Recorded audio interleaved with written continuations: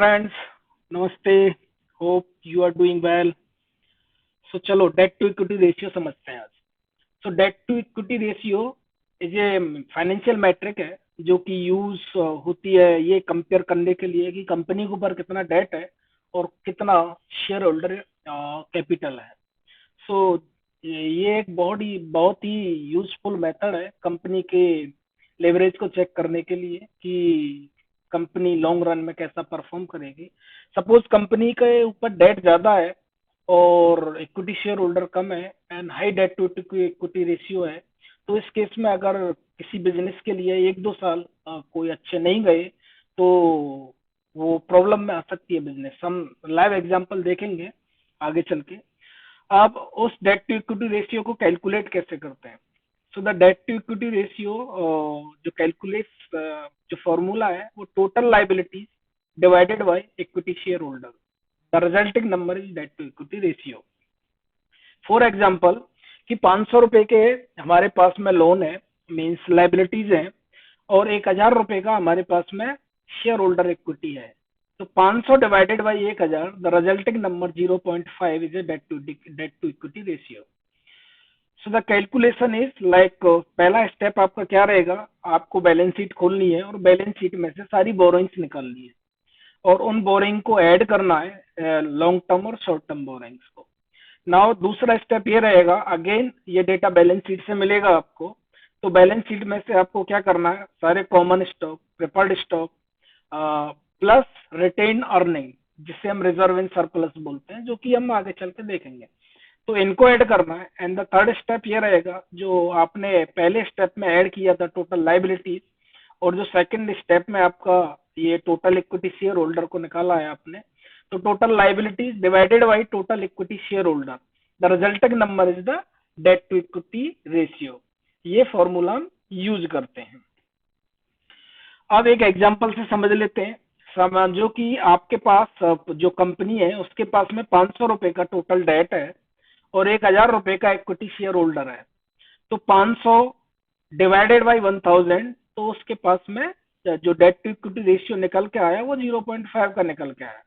अब इसका क्या मतलब है, इसका मतलब ये है कि जो कंपनी के पास में शेयर होल्डर का इक्विटी है उसके अगेंस्ट ईच 1 रुपए के अगेंस्ट 50 पैसे का लोन है. सो ये था डेट टू इक्विटी को कैलकुलेट करने का तरीका.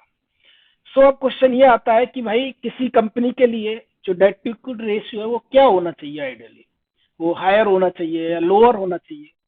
तो ये अगेन जैसे कि कोई ग्रोथ कंपनी है, अभी स्टार्ट हुई है, वो अपने ग्रोथ फेज में है, उसके लिए अपनी ग्रोथ को मोमेंटम देने के लिए मे बी हो सकता है उसका डेट टू इक्विटी रेशियो ज्यादा हो. बट जो ideally debt to equity ratio होता है वो या तो इक्वल टू 1 हो या लेस देन 1 हो. मान लो आप कोई बिजनेस स्टार्ट कर रहे हैं, आप कोई बिजनेस चला रहे हैं, तो धंधा कर रहे हैं, तो कम से कम ऐसा तो होना चाहिए कि भाई 1 रुपए हमारा खुद का लगा हुआ है और 1 रुपए या उससे लेस देन हमने दूसरे का लगा रखा है, जो कि हमने डेट से लेकर के लगा रखा है, किसी कंपनी से लिया हुआ या किसी फाइनेंसर ने फाइनेंस किया होगा. अब जब मान लो धंधा कर रहे हैं हम, 1 रुपए हमारे खुद का है और 3-4 रुपए हमने किसी से उधार लेकर के लगा दिया. अब उस केस में क्या होगा कि कोई बिजनेस साइकिल ऐसा आ गया जहां पे कंपनी ने परफॉर्म अच्छा नहीं किया, तो उस केस में कंपनी के चांसेस रहेंगे बैंकरप्सी में जाने के, इन्वॉल्व बैंकरप्ट होने की. भाई जब धंधा ही नहीं हो रहा तो हम आपको इंटरेस्ट कहां से दें. तो अब ये डिसाइड होता है कि कंपनी किस फेज में चल रही है. तो आई प्रेफर 1 और less than 1.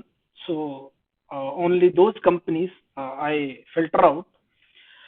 And like suppose अब नाउ कंपनी ए है जिसके पास में $1,00,000 का लोन है और $20,000 का इक्विटी है, उसका डी रेशियो कितना आएगा, 5. तो ऐसी कंपनी जो है जो हाईली लिवरेज है और may be a risky investment. And now there is a company 2 जिसके पास में $50,000 का बिजनेस लोन है और $1,00,000 की रिटेन अर्निंग है, जैसे कि इक्विटी है शेयर होल्डर का, तो उसका डी रेशियो 0.5. तो low risk company and better investment हो सकता है.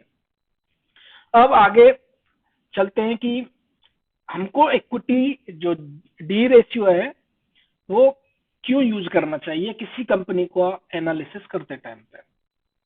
पहली बात, ये जो है वो फाइनेंशियल रिस्क के बारे में बताता है, जैसा कि मैंने अभी एग्जाम्पल बताया था कि भाई जब कोई धंधा कर रहे हो आप तो कम से कम ऐसा होना चाहिए बराबर का पैसा हो, तो यदि कभी बिजनेस साइकिल डाउन ट्रेंड में जाता है तो आप वहाँ बैंक से बचने के या कम इंटरेस्ट पे करने के लिए आपके पास कम से कम कुछ पैसा हो।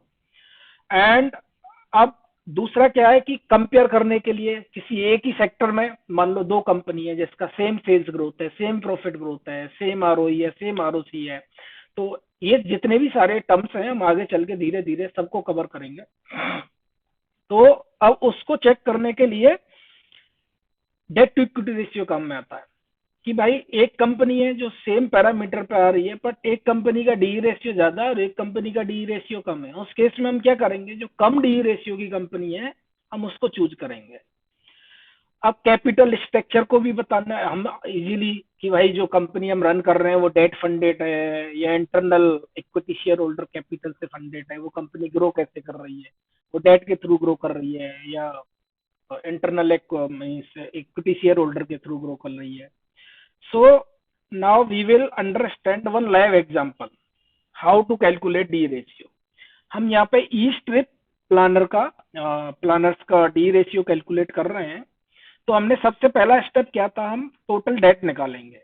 टोटल डेट कैसे निकालेंगे, long term plus short term debt.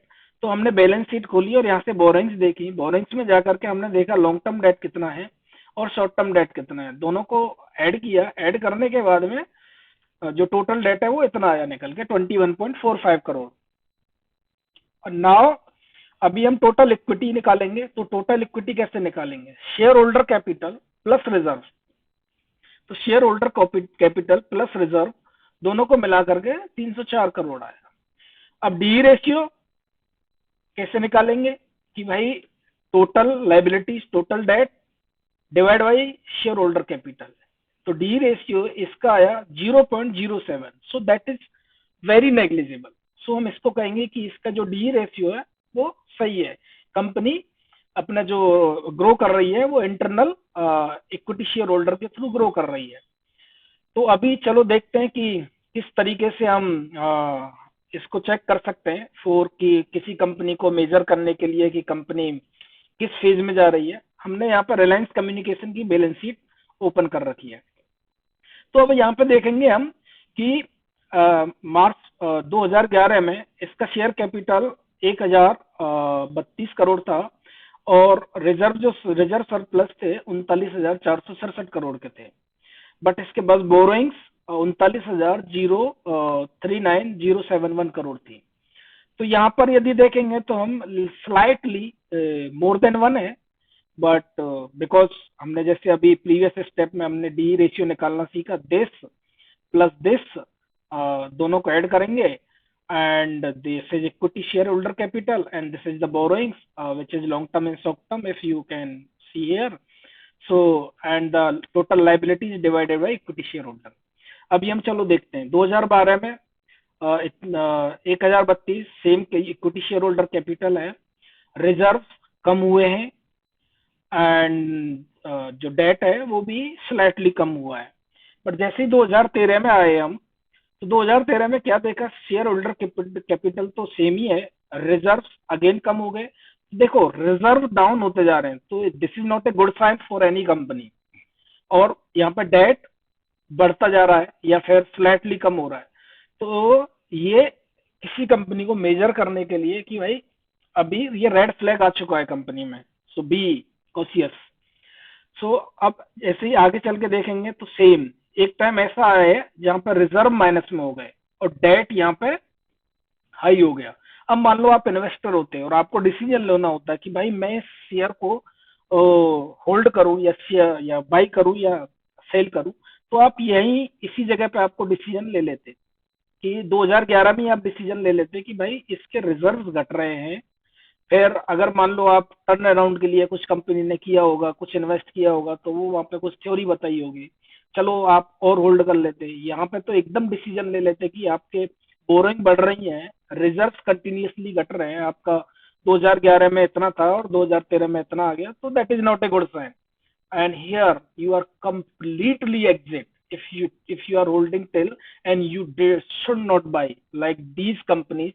Again, this is not a recommendation, ये केवल अपना स्टडी पर्पज के लिए है कि हम कैसे किसी कंपनी को देखते हैं. अब चलो सेकंड एग्जांपल देखते हैं. यूनिटेक का देखते हैं. यहाँ पे इक्विटी शेयर होल्डर कैपिटल ऊपर दिया हुआ है, रिजर्व्स यहाँ पे दे रखे हैं. अब यहाँ पे बोरिंग्स कंट्रोल है अभी, और चलो यहाँ पे सही है अभी भी, ये भी सही है. 2014 2015 में भी सही है. 2016 में अब देखो रेड फ्लैग आना स्टार्ट हो चुका है. यहाँ पे रिजर्व घटे, चलो यहाँ पे इन्होंने बोरिंग्स भी घटा ली. तो अब जो डी, ये देखो यहाँ पे again reserve and boring slightly बढ़ी, यहाँ पे रिजर्व घटे, अब रिजर्व का घटना स्टार्ट हो गया, और so debt to equity ratio increase होना स्टार्ट हो गया. When debt to equity ratio is greater than 1, in that case you need to cautious. आपको उस समय सोचना चाहिए कि अब ये कंपनी के अंदर हो क्या रहा है. सो आज के लिए इतना ही, आगे मिलेंगे एक नए टॉपिक के साथ. जय